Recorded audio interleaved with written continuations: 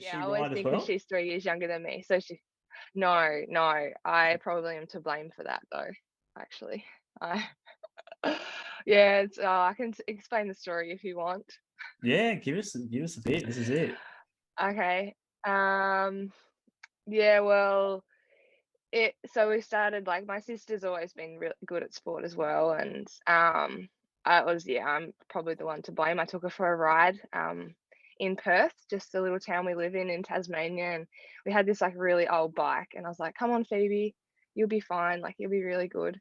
And I just got her on this old bike, and we went around and just cut some laps of Perth, and we went up the one hill that Perth has. It's like not even that bad. It's like you wouldn't even class as a hill. It's probably 300 meters long. And I was like, oh, she's huffing and puffing a lot. She was pretty fit. Like she played a lot of sport. I was like, oh well, that's okay.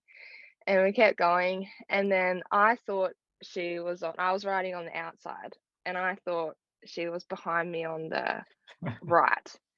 But as we were coming down the hill, I like moved across into the gutter on the left, and she was like on the inside of my wheel, and she just went down into the ditch. Oh And no. she was so mad. We didn't speak all the way home. And then when we got home, my dad was there, and he's like, oh, did you pump up the tires of that bike, Georgia? And I was like, oh no, I didn't. So no wonder she was struggling. There was about 10 psi in each of the tires, and I crashed her as well. So she had no chance, and she was probably going to be better than me, to be honest. She did look naturally really good, and she's really powerful and like strong. So I had to get rid of my competition. Yeah, there's nothing like putting your family members in the gutter. I mean, it's what we all aspire to do. Yeah, look, I that's haven't lived cool. that one down, to be honest. Do you think you've got a place at home for your medals? What are you going to do with them?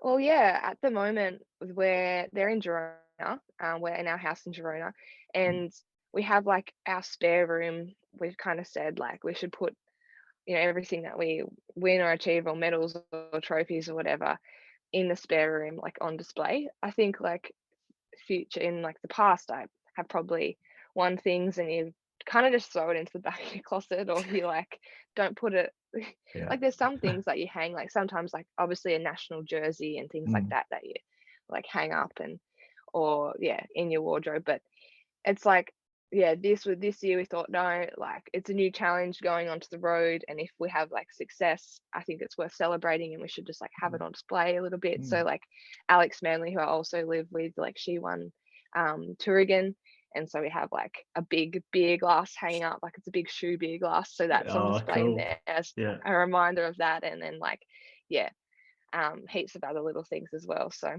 that's good. That is cool. That room must be getting pretty full. I wonder. Well, we didn't think it would make some contributions to that thing, I reckon.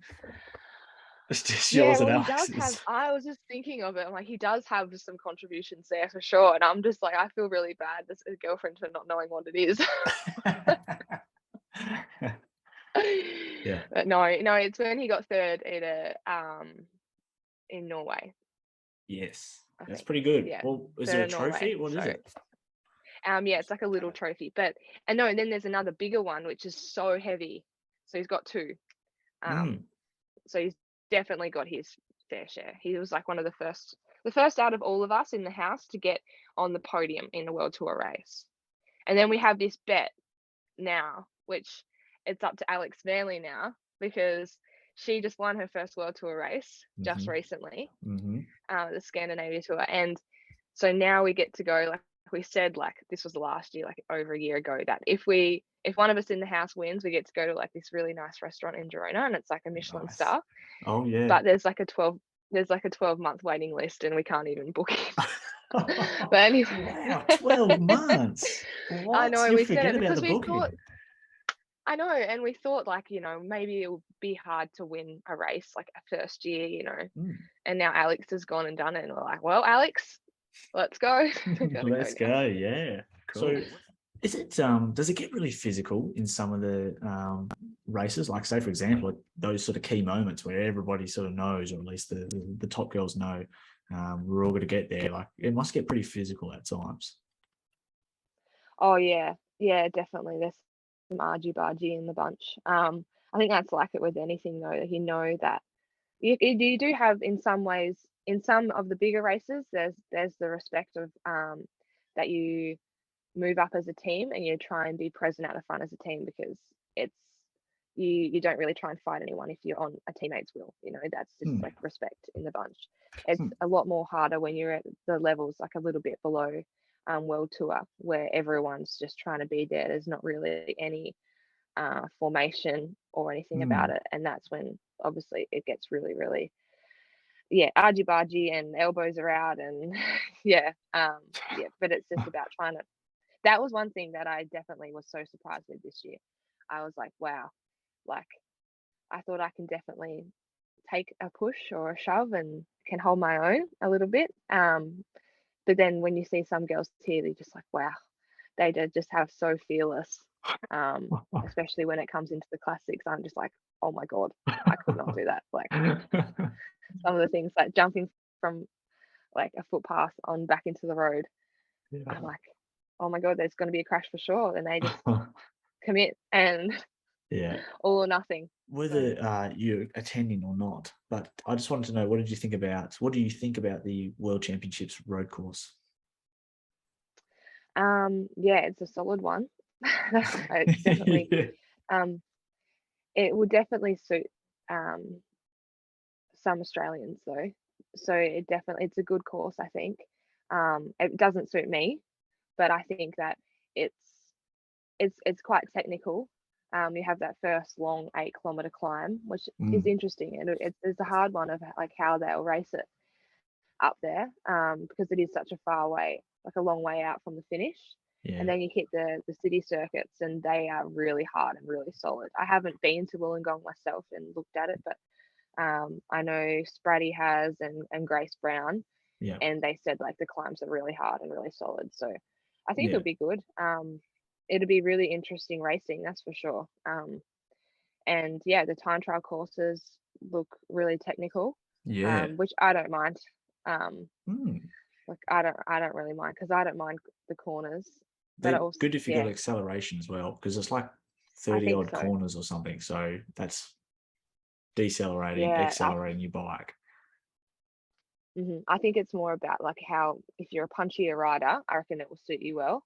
But then it's also really hard to tell because like we have some footage of the Wollongong course, like the TT course, and it's hard to know exactly because the centre is so busy and the roads are never closed. Like it's really hard to recon the course right now. So there's some corners that look that they're going to be like a 90-degree turn, like you're going to definitely have to jump on the brakes, but it's like 4 lanes wide, so you don't know if they're going to like completely shut.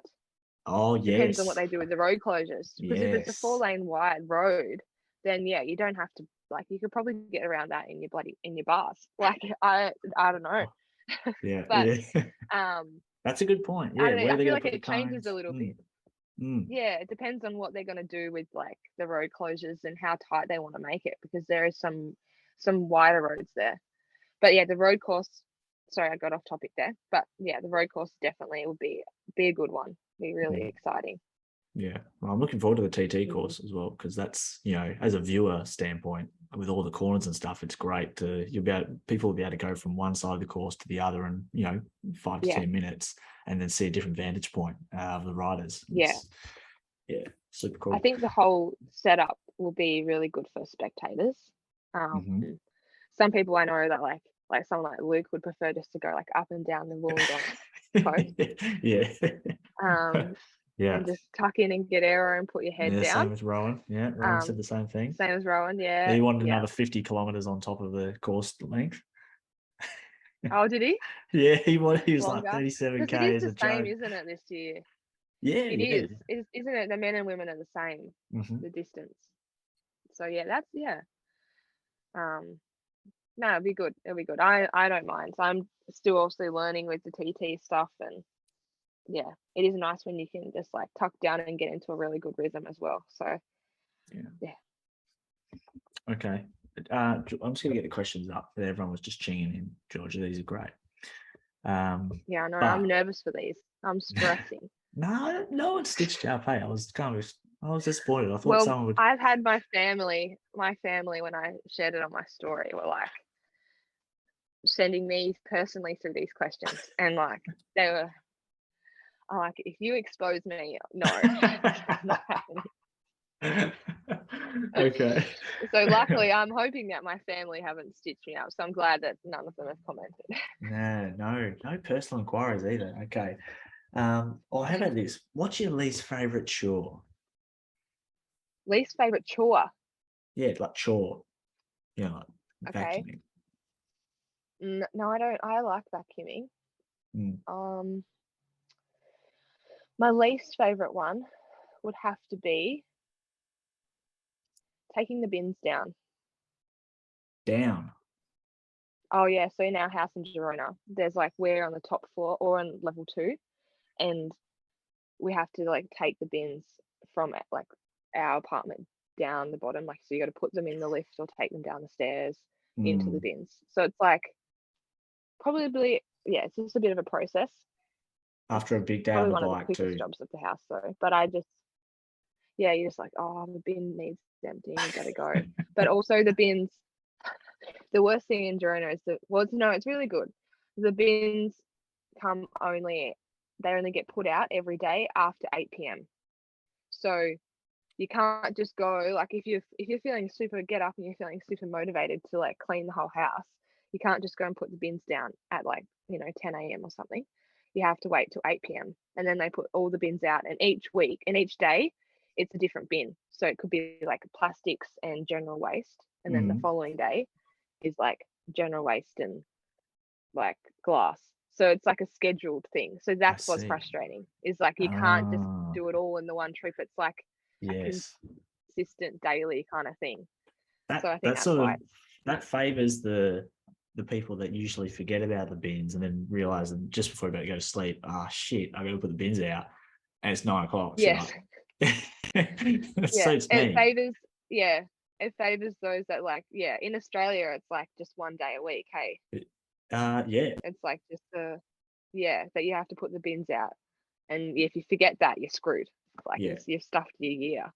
We're getting more and more bins, Georgia. I mean, there's the colors are appearing like the rainbow. Yeah, we've got the yellow and the green, and then there's another one for just bushes, as if everyone's just gardening all the time. Bushes. Yeah, and then they're going to bring out yellow for, I don't know, peels and rinds. It's getting out of control. There's too many bins. Out of control. That's like in Spain though. It's not a bad thing. It's not bad. Just the Australian way will just have to change. But everyone in Australia just prefers the simple, like, recycling waste. But in Europe it's like there's like 3 or 4 different bins. Okay, so if you weren't a cyclist, this is from HRK062 _. They left me a review last week and it was very nice because I wasn't going to bring this up at any time during the podcast, but someone left me a review on Apple Podcast. I want to read it out because I think about it all the time. Grinds my gears.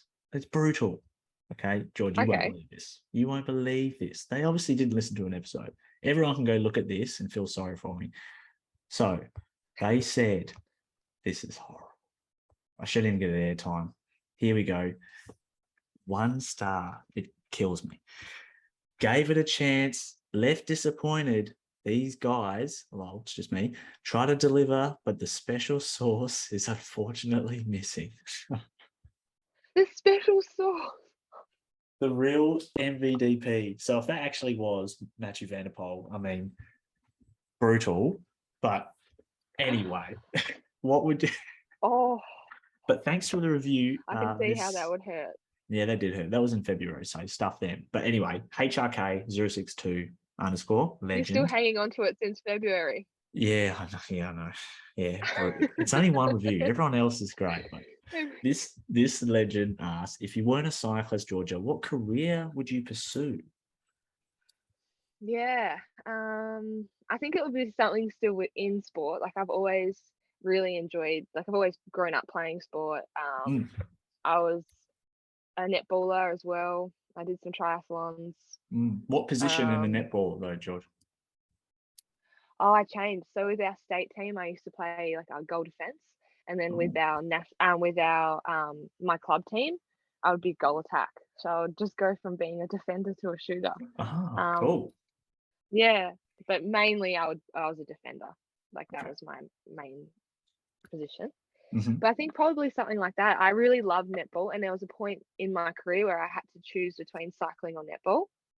And when I got into cycling through school and through the Talent ID program, I kept playing netball for a couple of years after that and tried to juggle both. And then my coach at the time was like, you really need to choose. Like it was getting to the point where I was like riding to netball training, doing the netball training, then riding home at like 7 o'clock at night in winter, and it's dark with like my lights on, and it was just getting a little bit too much. Like, and school at the same time.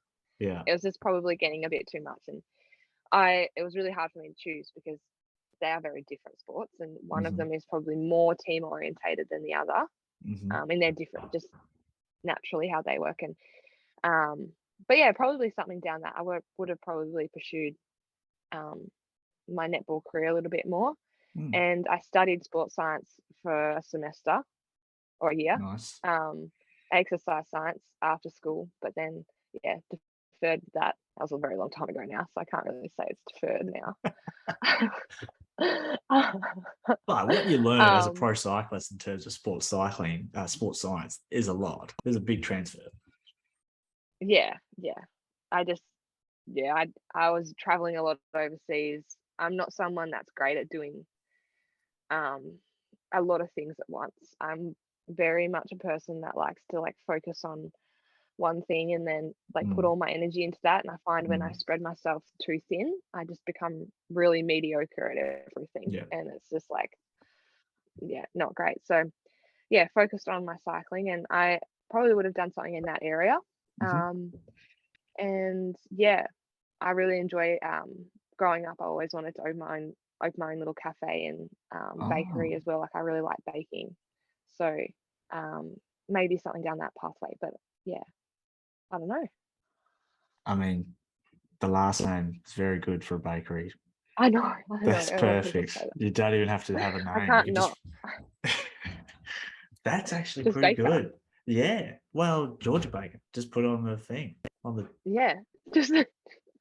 You can register the name. Get that copyrighted right now. Yeah. Okay. That's good. Very, very good. And that's shout out to there's a young girl called Mckenzie Cooper. Now she's from WA, and she is part of the she's in she made the under-19 Australian team. So she went to Europe, even won a race over there as well in her first thing. But she also had to choose between netball and cycling. And thank God she chose cycling. So on your Mckenzie. So the path is there. Okay. Matthew, this guy's a legend too. Matthew B, he asked, what's your favourite training loop? Let's say when you're in Australia. Favourite training loop, probably definitely in Tassie. So there's always the iconic Tassie loop, which is like the fish shop loop. I feel like that every Tasmanian does at least once a week, if you're a cyclist. So it's just down the Tamar from Launceston down. It's a 45k loop, just like out and back, but it's along the Tamar. It's really pretty actually. It's like along the river there.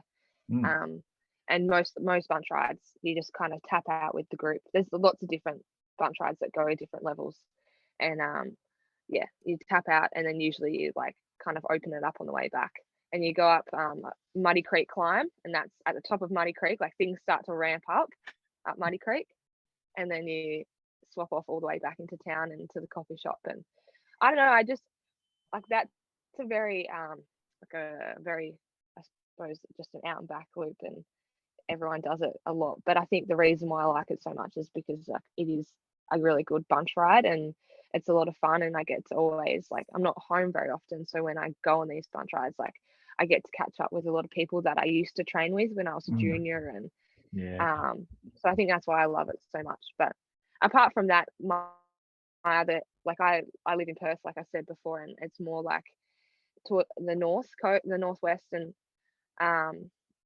I think that I would probably like my favorite road would be Patina Road, Okay.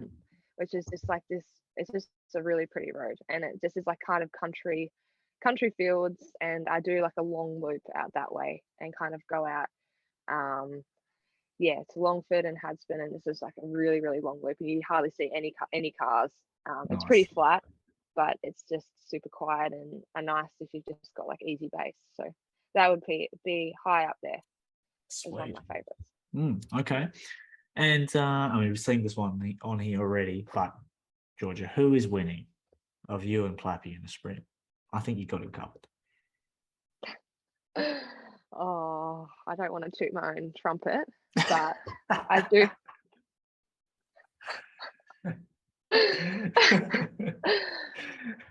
But I have to say, facts are facts, and we have proven this. And he's gonna hate this. No, we like went for a ride once.